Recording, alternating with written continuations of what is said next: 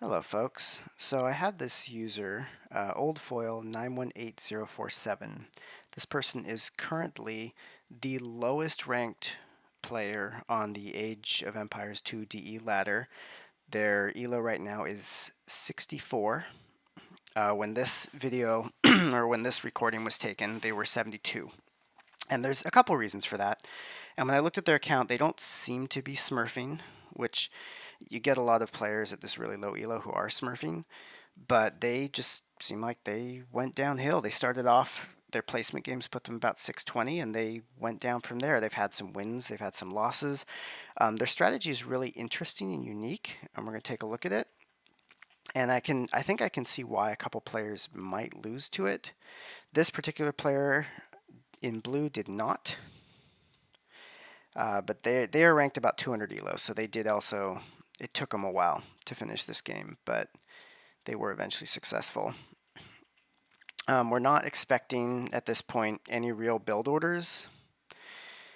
This is very low elo, so we're just kind of more looking at general overall mistakes that the players make that maybe could be improved upon. This is not really meant for criticism or making fun of, as some other people do, but this is more just a standard kind of guide to some things that maybe could be improved. So already we see we're taking from multiple sheep. That's kind of a small thing, but it is not super ideal because you're going to get rot. And especially because at this point you only have 7 units on the map to deal with. It's potentially a little easier to manage that sort of a thing. We've also got this guy going to straggler trees and the mill. Obviously, again, as like I said, we're not doing build orders, but one of the reasons you go to the lumber camp first is that you have that steady wood income from then on out, and then eventually get enough to build the mill. Otherwise, the scouting is actually pretty decent here. I wouldn't expect sheep scouting at this level. And they're actually keeping up on villagers. We're seeing some idle time now, which is, again, not good. You definitely don't want to have idle time in your town center. If there's one thing that I see that low elos do, is they have idle time in the town center. And this is probably the biggest reason, I think, why people stay low elo. Making one now. We're still neck and neck. The opponent's gotten a little bit ahead. Of course, now they also have idle time in their TC. And that is one of the reasons why, if you were able to get this problem sorted out and make it so that your TC is producing constantly, you go up very quickly, because most opponents around low elo will also be having the same problem, and it'll just put you worlds ahead of them in economy. We got another house coming in. House. This is, of course, one of the reasons why most build orders start with building 2 houses. Opponent now building more vills. Scout, not on auto scout, surprisingly, just they clicked them all the way to the corner, and probably is clicking them all the way to this corner too. I wouldn't be surprised if that is what happened. We've got a lumber camp now. We're now on only 1 goat, but I have a feeling that was probably by luck rather than any actual deliberate effort. So right now we've got 6 on food. We are actually producing villagers again now, and the opponent is not. So I'm going to speed this up a little bit. This stone, the fact there's 4 stone tiles here, should tell you your opponent is going to be right around here. You know they're not here because this is where the pit is. They're probably not here because there's a bunch of wood. But you can see, here's this stone too. Neutral stone is, I believe, only 2 tiles. Also the fact there's a boar there, though I wouldn't expect them to have seen that. Enemy scout. Still only 1 goat. Maybe they are being shift clicked. I don't see it though. Oh, nope, there's the 2. Some wood coming up. Got a lot of people on berries, and this is actually very crucial to this player's build, is they want a lot of food very fast. And now they're going to feudal. Feudal with 14, which not the best idea. The main reasoning for that being, and You might be wondering, well, why wouldn't it be good to get up to feudal faster? Well, because once you get to feudal, you want to immediately be taking advantage of the new units, the new technologies that are available to you. That usually means building several new buildings, unit upgrades, blacksmith upgrades, that sort of thing. And if you only have 14 villagers, you can see now that we're getting close to feudal, there's not really a lot of resources in the bank for that. I mean, you could get barracks and another upgrade building, but you couldn't really build much, not at least while keeping your town center going fully. And that's why most build orders have you going at 20 pop up, 24 for archers, I think. It's just because you want that economy. Okay, we're out of berries, moving, and this is where things start to get interesting. You would think that's a lumber camp, which is, kind of a forward lumber camp, but it's a mill. Now, why is this player building a mill in the middle of the map? It's because they're going to lure their opponent's boar. Why would you do this?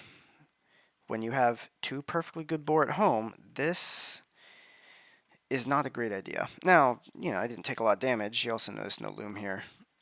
However, if your opponent was actually building any military, like let's say they've just gotten to feudal now, maybe they're going scout rush, this is the first thing they're going to notice, and you've got 6 villagers, which is a third of your economy.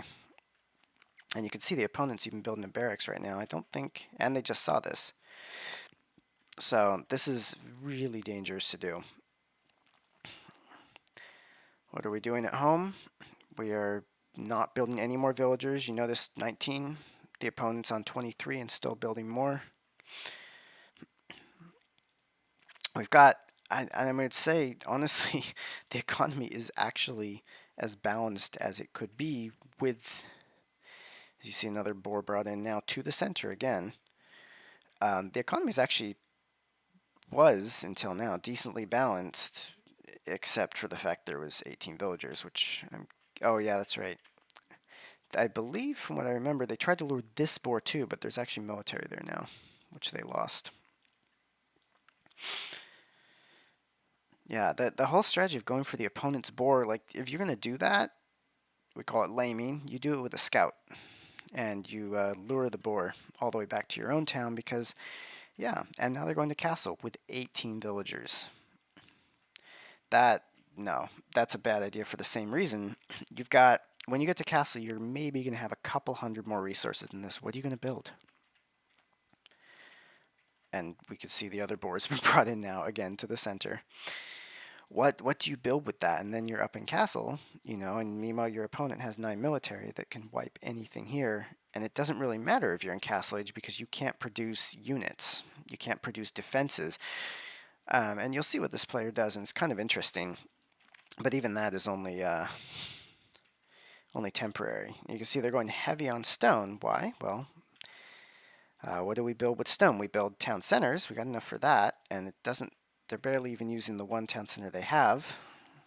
And they are creating a couple other villages. It's almost like occasionally they come back and see, okay, town center. Here's the town center. Now you got to pay more attention, especially in Dark Age, Feudal, and Early Castle. This town center and any others you build, this is your primary focus.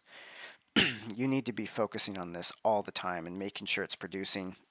I actually have a hotkey for it. You can see it just selects the town center, and I have another hotkey for creating villagers. Most people would, and you should have them set up yourself. Just learn what those are. Always just try to, hit it every so often. Probably even every 15 seconds or so in the beginning of the game. Because honestly, as we see a castle drop here, there's not a lot else that you have to do in the beginning of the game. I do like this, actually, going to get this relic, because it is a good skill to build. Now, on Golden Pit, when you've just dropped a castle in the center, you're not hurting for gold. There's so much gold here.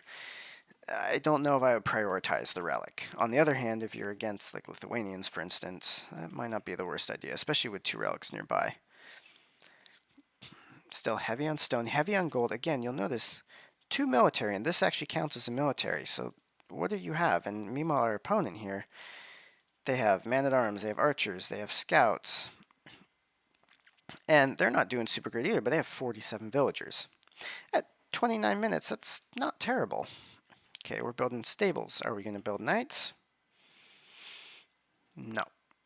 We're going to convert an enemy villager, so we've got another one, which is great because we haven't produced any in a while. We still got 5 on wood over here, and we haven't really needed the wood, and that's... normally you'd want way more than 5 on wood, but if you don't build buildings, I guess that's all you need. Now you notice something interesting here. Blacksmith, market, buildings need to go up to castle age. We've got a castle, we've got the castle age buildings to go up to imp. And that is, I believe, the goal here. This player just wants to advance through the ages as quickly as possible. And as someone who has tried multiple times to make a Turk Fast Imp into Hussar work and failed, let me tell you, you need a lot of villagers. Because again, once you get to Imp, what are you going to do? Imagine this player was against someone who knew how to deal with this castle, you know, was able to... I think they were even Cumans, weren't they? Yeah, they were Cumans, so they could have actually made siege at this point and just ram that castle down. This is just anything will wipe this. The castle doesn't even range this, so anyone who's scouting actively would see that you basically have 0 villagers, and the ones that you do have are unprotected, because you also have basically 0 military. So, now the thing is, the opponent now, 45 army, they know that castle's there. They don't know what else is behind it. They probably don't know how to read score. I mean, honestly, I don't know how to read score either, so I wouldn't blame them. So they're probably worried. They're like, okay, what's coming my way? What are they making? I better build up a huge army. This army would wipe anything that Red has right now.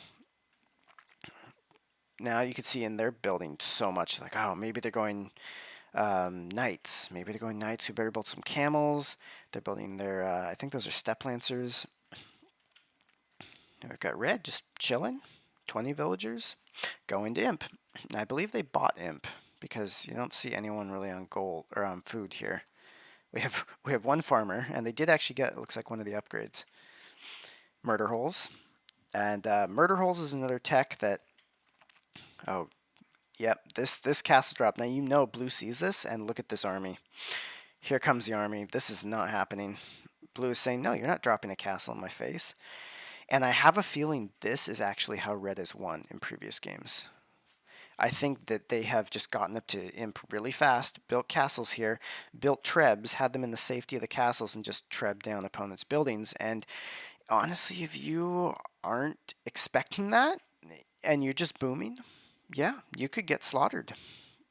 You don't have any, you have huge economy, but you maybe just walled up and decided to boom, that'll destroy you.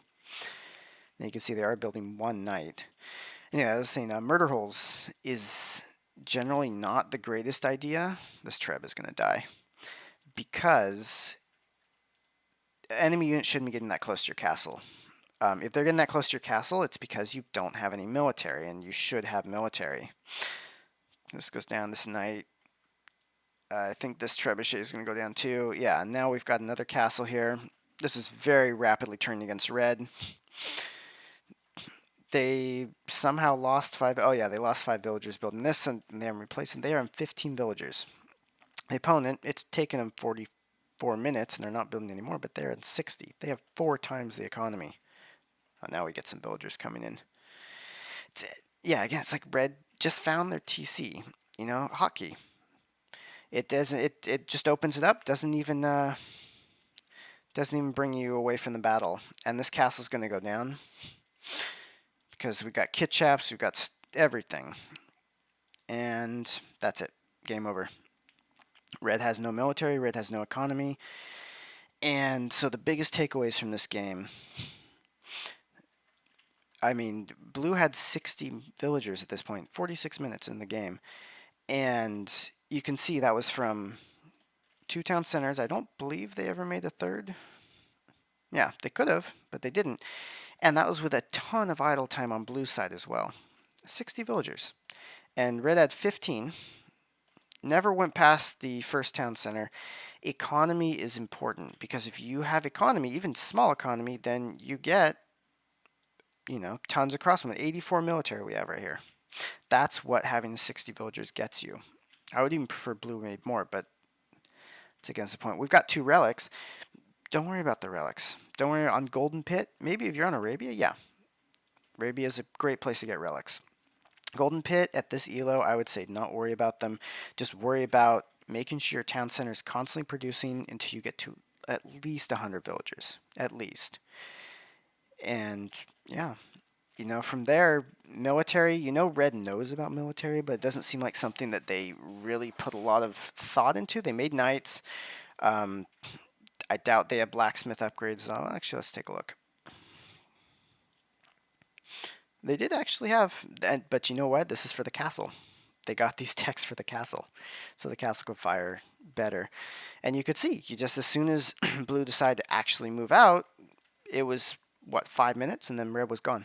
Just nothing. So that's the biggest takeaway from this. Always. I mean, there were some weird things. Luring the enemy's boar to a mill in the middle, that's kind of weird. But, you pulled it off. And at lower elo, you could probably get away with that. But the biggest thing, always be making villagers. Just constantly making villagers. Try to make military in every age, even if you're booming, just as defense. Because you can see, no walls. We're not walled up here. You want to either wall and boom, or you want to get military and defend. So, yeah. Hopefully this was informative to someone. Hopefully maybe it was interesting for someone to watch. I just saw it and thought, hey, you know what? That this is there are changes that can be made here, and maybe more people need to see this and understand that. So for now, have a good one.